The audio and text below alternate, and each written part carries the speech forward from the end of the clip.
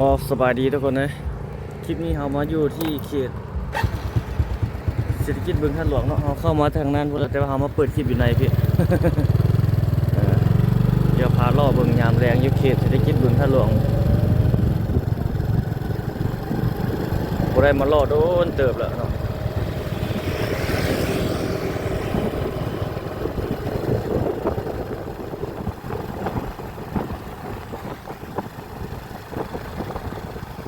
คนมาย่างมาได้ออกกำลังกายหลายอยู่เด้อบรรยากาศดีทุกคนนะฝนหากระเซาตกเมื่อกี้เลยบ่เย็นดีอากาศปลอดโปร่งดี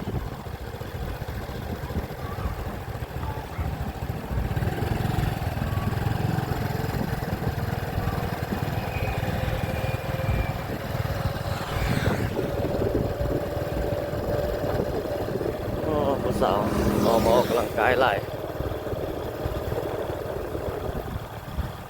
มีต้นไม้บนย่างบนเล่นออกกำลังกายเนาะ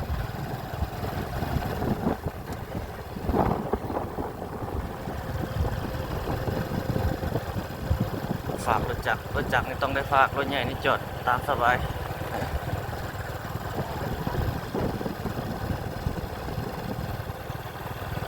เจ้าช้อปปิ้งนี่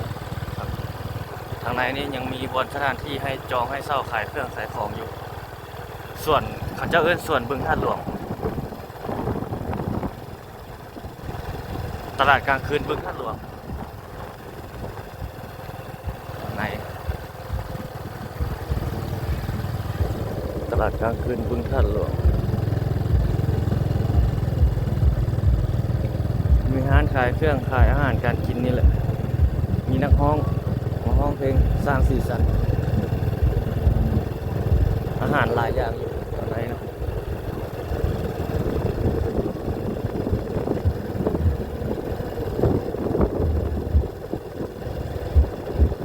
ไปทางหน้าตัดเลยคนเขาจะได้เลี้ยววันนี้แล้วก็เลี้ยวออกไปทางนั้นทางบนนั้นคน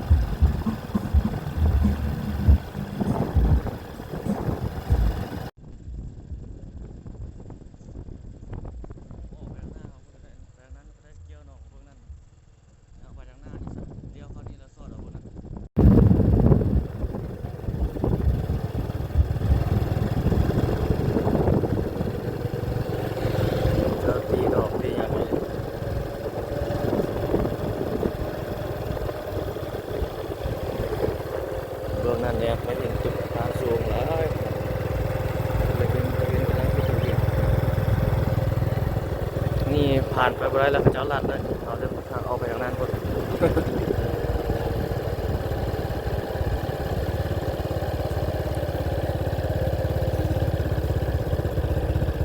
รถจักรนี่น่าจะไปได้อยู่นะนี่ไปหมดเลยรถจักรจะผ่านเข้ามาโอ้ทางนั้นเห็นตึกอาคารสูงกำลังตะเวนกำลังตกดินทางนั้นจะเอาลูกเอาหลานมาขี่รถน้อยๆเล่นทางหน้านี้มีสวนสไลเดอร์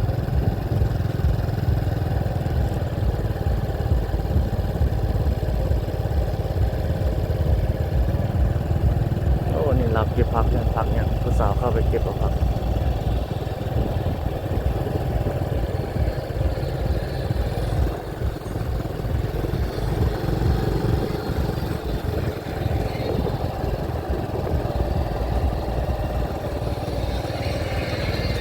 ฮะไปทอดนิดหน่อยเดียวไปแล้วข้าเจ้าตัดเนาะ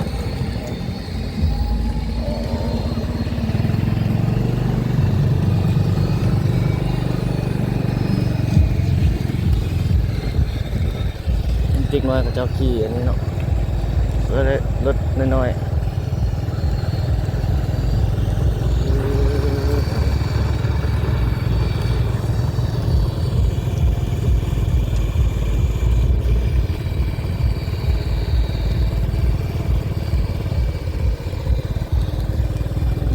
พวงอยู่อันนี้เป็นทงหญ้าอยู่ถ้าเขาจะเฮ็ดตึกอาคารจะมาเนี่ยโอ้เต็มเลย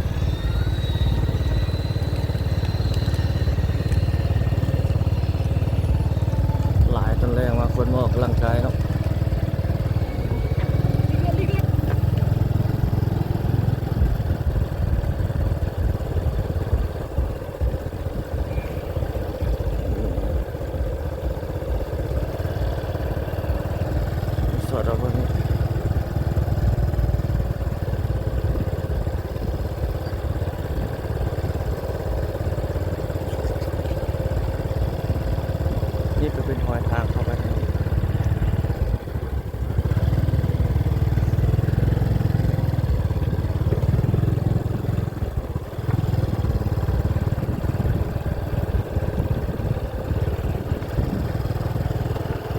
รยากาศอยู่เขตเศรษฐกิจบึงท่าหลวงทุกคนเลย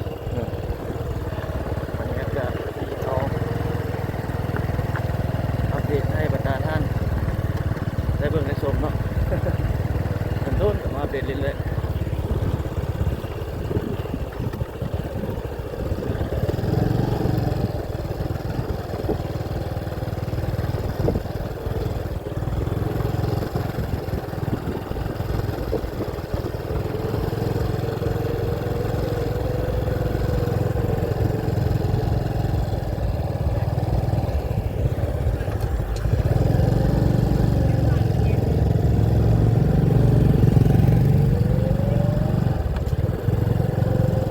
ทางหน้านี่เขาเจ้าจุดหญ้าดำหมดเลยจุดหญ้าใหม่เลย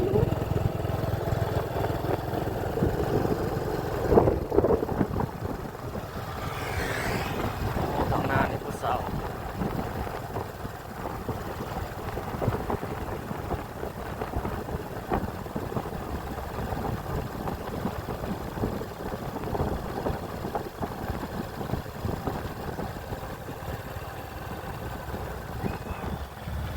ก็น่าจะเป็นที่ตกดินละ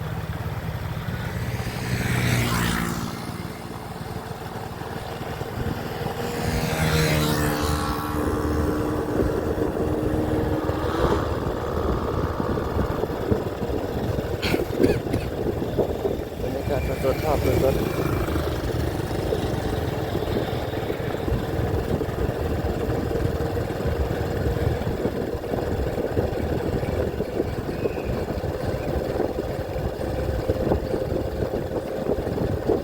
เจ้ามันย่างมันแล่นนี่ก็ล้าน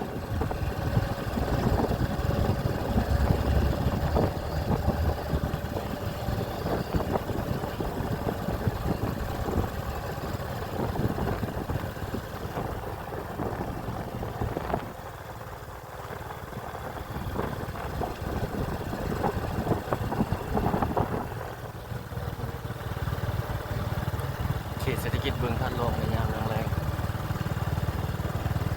อันนี้พวกต้นมันอย่างเป็นดอกแดงๆนะทุกคนดอกฝางแดงว่ะไม่แน่ใจส่วนเด็กเล่นนี่ก็มีคนมาเล่นหลายอยู่เลยมาเล่นแบบนั่งออกกำลังกายพาลูกพาหลานมาขี่ไซเดอร์เลย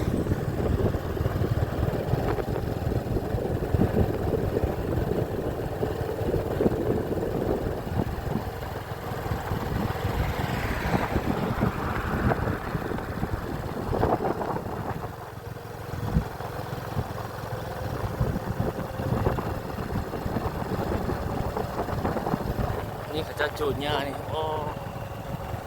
เป็นแบบนี้เลย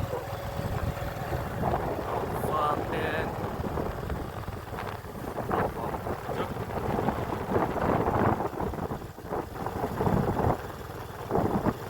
จะเป็นจิตตกดินแล้ว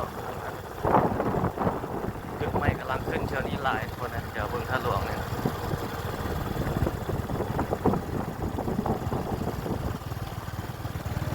เอาเป็น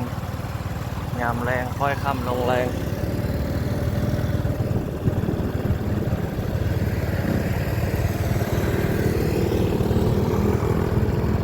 ทางหน้านี่ทางเบตงนี่เขาเจ้ากำลังเฮ็ดอยู่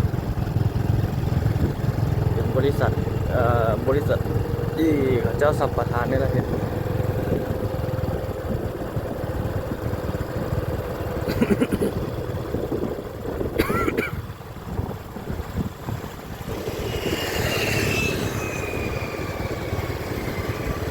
เดี๋ยวหลายเลยอาจารย์เฮ็ดเครื่องนึ่งไปทางนั้นเลยบอกเฮ็ดเครื่องนึ่งไปทางนั้นถ้าเขาเจ้าเฮ็ดแล้วถ้าเขาเจ้าจึงจะเปิดบริการนะนี่เฮ็ดแล้วโดนนะบนเอาสัญจรอยู่นี่ทางหน้าจะเป็นประตูโค้งที่เขาเจ้ากำลังจะแปลงเข้าก็คือเข้าเบื้องอันมาแต่ทางถนนตรงไปน้าก็มีประตูโค้งเข้าเนาะแต่ว่านี่เกิดหน้าที่เป็นประตูโค้งทางเข้ามา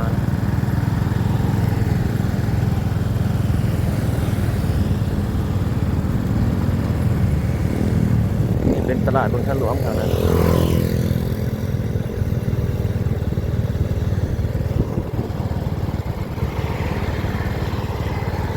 ทางหน้านี่เขาเห็นประตูโค้ง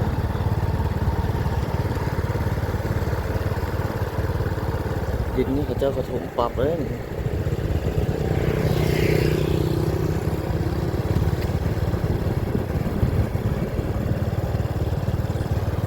ตัวส่งใหม่